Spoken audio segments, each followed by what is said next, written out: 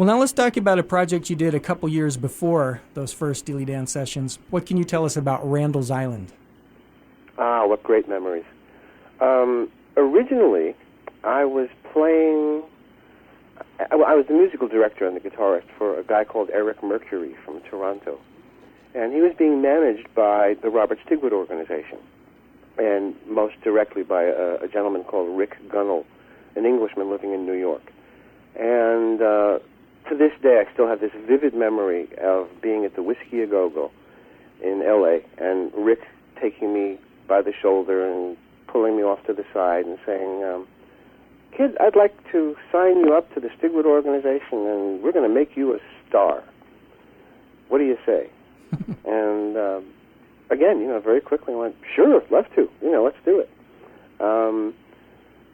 And he then proceeded to get me a deal with Polydor Records, and my first album was called Randall's Island. It was called Elliott Randall, and there was a little dot in the middle, and Randall's Island. And Rick actually came up with the name Randall's Island because there is a little island in the East River called Randall's Island. So every time you cross over the Triborough Bridge, you see the name of my album. And we released it. It did very well in Europe. It did well in some parts of the States.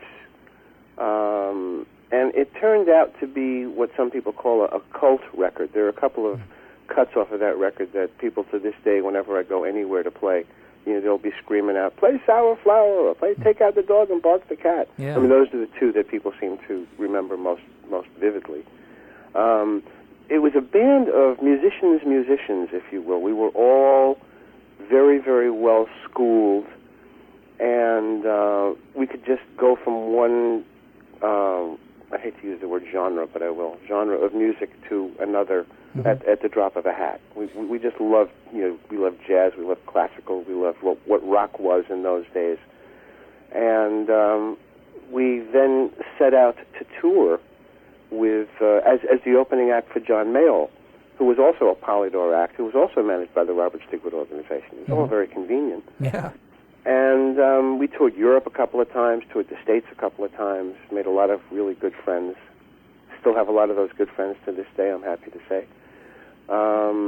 And the thing about being a star, funny enough, was shortly after Rick gave me that line, shortly meaning about a year and change afterwards, I had been really good friends with Jimi Hendrix. And on Jimmy's death, the want to become a star really faded very, very quickly. Jimmy and I had a conversation at one point, not long before he passed, and I think it might have been in England, in fact. And he had said, "Elliott, I don't know who my friends are anymore. It just feels like everybody's wanting to take a big piece out of me." And he was very, very distraught. And within a few months, he was gone. Yeah. And I thought to myself, if this is the price of stardom, I don't want it. I'd rather be a sideman. I'd rather be, a member of a group. But I don't need to be that guy on the cover of Time magazine. That's really shaped a lot of my career since then. Wow. What I'd rather have is the respect and the accolades from my peers, rather than be the big guy. Well, that's pretty much exactly where your career went. But exactly, yeah. Speaking of Jimmy, let's make a connection to this. Who was your co-producer on that album?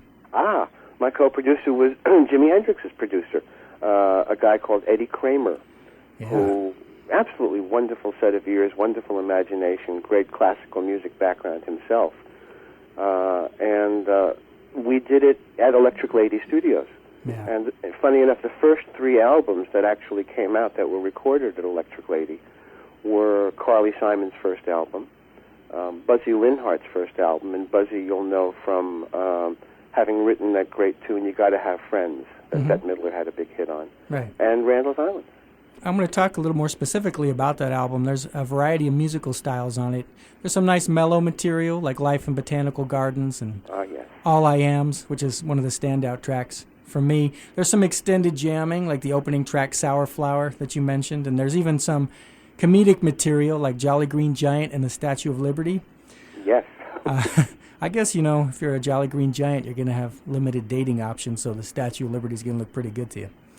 Well, indeed. And the fellow who wrote those lyrics is still, he is my best friend. It's a fellow called Paul Fleischer, who's one of the finest woodwind players on earth, in my opinion. Yeah, I played sax and He's flute. living in Osaka, Japan now. Oh.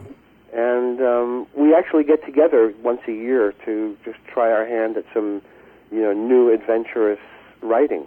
Probably the best collaborator I've ever worked with. Nice. But my favorite tracks on the album were probably the funky blues cuts, one being Take Out the Dog and Bark the Cat, and the other being Mumbling to Myself, which I'm going to go ahead and play right now. Cool. I really like the horn parts on this track. Let's check it out.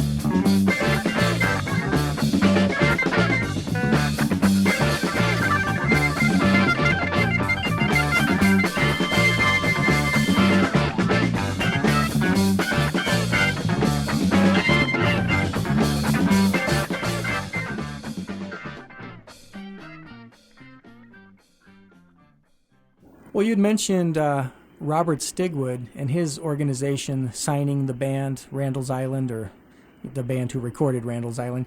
How did your connection with him lead to your involvement with the Jesus Christ Superstar? Another really insightful question. Randall's Island did a second album. And this time it wasn't Elliott Randall as the artist, but rather Randall's Island as the artist. We just decided to call the group what the first album's name was. And it was even more diverse musically than the first. And, the Stigwood organization are kind of thinking to themselves, what are we going to do with these guys? They don't really fit a particular mold. And rather than thinking out of the box, in terms of, okay, how can we actually merchandise the fact that these, or market the fact that these guys are, from all over the place.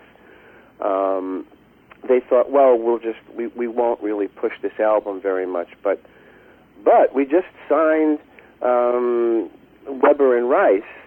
They basically made a deal with David Land where they bought the management rights from him to both Andrew Lloyd Webber and Tim Rice. And at that time, they had only two musicals. One of them was their first, which was Joseph and the Technicolor Dreamcoat. Yep. And the other was Jesus Christ Superstar, which had never really been performed before. And they said, well, we're going to do this on Broadway, and we could really use a band of guys who really understand, the more fine points of various types of music, including classical. So why don't we get Randall's Island to be the pit band for Jesus Christ Superstar? And that's how it came about. It was a very, very interesting experience for all of us. One of the things that would be very interesting is how many musicians in their early 20s actually get the opportunity to earn a steady salary. You're going in, you're playing, and the show was short. It was like less than 2 hours. Yeah. So 8 shows a week was a total of 16 hours work and maybe, a little extra time for transportation. And we were making really, really decent bucks.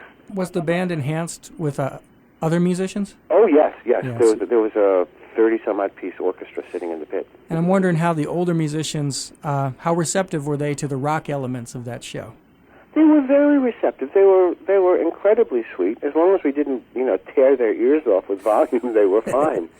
And we didn't. We even at that point knew enough to make sure that the amps were, if they were too loud, because we needed them for a certain kind of, intensity to baffle the amps off, so nobody's ears were really getting killed. And in fact, the older musicians were incredibly helpful and instrumental, no pun intended, in helping me break into the recording studios full time. Many of them were, in fact, studio musicians who did this for extra cash, and they wound up basically telling all their clients, "Hey, if you're looking for a new guitar player, call this guy Elliott Randall." Wow. And within a year, based on a combination of both these recommendations, which would have started in 1971, and then later on with the success of Reelin' in the Years, my studio career was just forewritten. It was great. Wow, awesome. So it sounds like Stigwood kind of did you a favor by putting you in the orchestra pit on Broadway rather than doing a 4th and a 5th and a 10th album. Absolutely. And it's funny because I really do respect the Stigwood organization immensely, and Rick, well, he's gone now, but he was so good to us. And it's very funny because on my website, sort of to make a point, because I'm rather cynical about the business side of music. Yeah. I have a list of my three, the people I consider the three greatest managers, and it says 1, 2, 3, and the list is blank. Right. I saw that. But really, the Stigwoods were fantastic. Well, let's talk about your tenure with the Saturday Night Live band. How many seasons did you do? I did,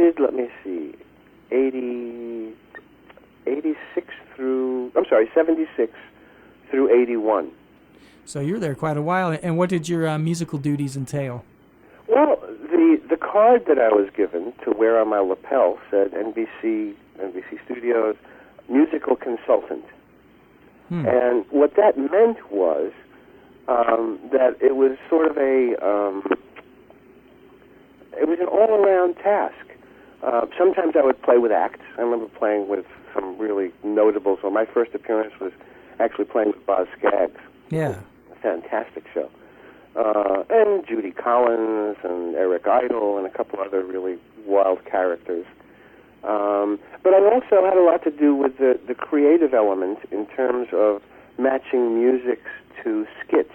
So I'd find myself sitting, for example, in the big creative room where people would be literally, forming skits out of wild ideas. Yeah. And I guess since I was involved in major elements of the recording scene and the performing scene, the NBC powers at large, rather, like Howard Shore, who was the MD, and Paul Schaefer, who was the assistant MD, and really had so much to do with the creative element, valued what I had to contribute. So, when I wasn't on the road and when I wasn't recording, I was being an NBC person and loving every moment of it.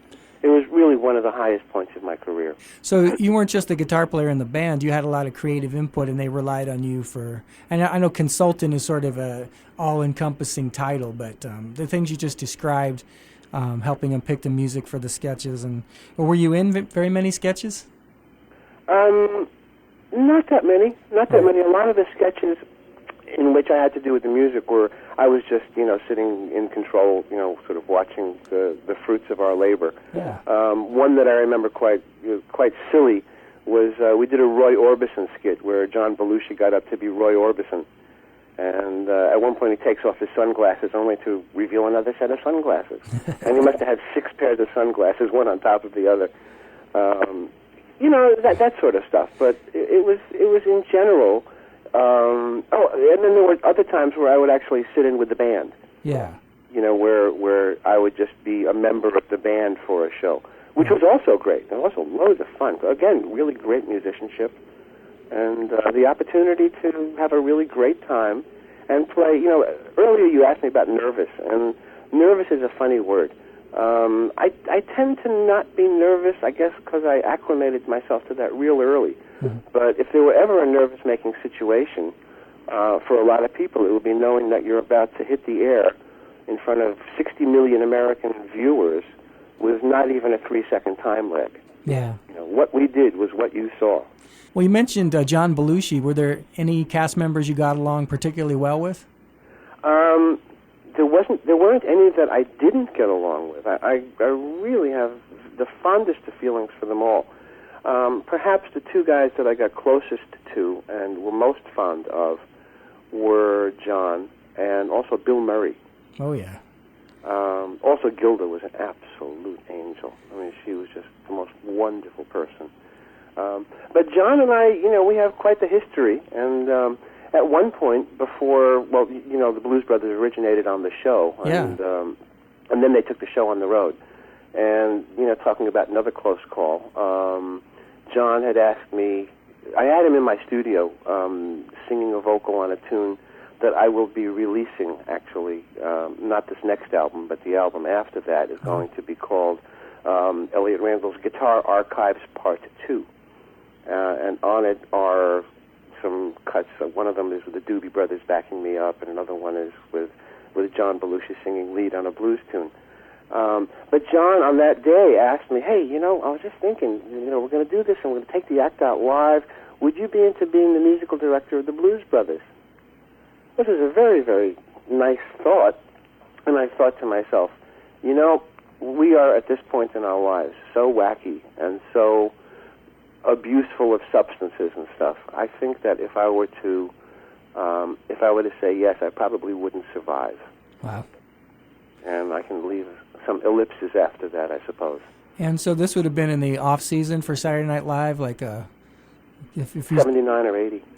But I mean, would he have been doing this tour while the show was in production, or? Oh no, he definitely would. In those days, it never interfered with the show. And was it before or after they made the Blues Brothers movie? Before? Oh, there's before. Do you remember any particular favorite guest host, and Steve Martin or anybody like that? Yes, and that would be who I would nominate as my favorite guest host of all time. Yeah, the 70s, Steve Martin on Saturday Night Live, he was like another cast member almost. Oh, he was, and I remember he and Dan Aykroyd used to just sit and brainstorm and come up with some of the most outrageous skit material. Yeah, they were a good team. Well, in 1980, you played on a song that actually rivals Reelin' in the Years in terms of public familiarity. Won an Academy Award that year for Best Original Song. I didn't know you were the guitar player on it at the time, and only in retrospect did I realize just how guitar heavy it is. Everyone's going to recognize the song, so I'm going to play it, and we're going to focus on the guitar parts, and then get your thoughts about it afterwards. Cool. Here we go.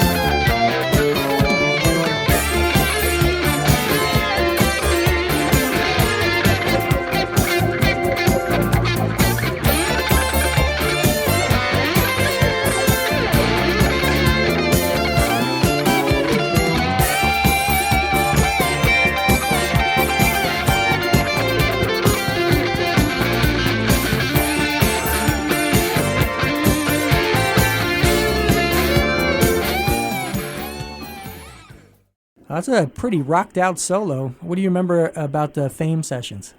Oh dear, what do I remember? I remember a lot about it, actually. I remember we had a couple of great big fat Marshalls sitting in the studio, Media Studio A, and the guy who both wrote the music and produced the music is a fellow called Michael Gore, who, funny enough, happens to be Leslie Gore's kid brother. Oh, yeah. And we had, the solo is very funny. The original solo for the long version was something like 64 measures, which is a nice chunk of time. Mm-hmm. And the remit that I was given by Michael was, listen, the director, who happened to be Alan Parker, doesn't know exactly where he intends to cut the dancing bit so that they get back into the vocals.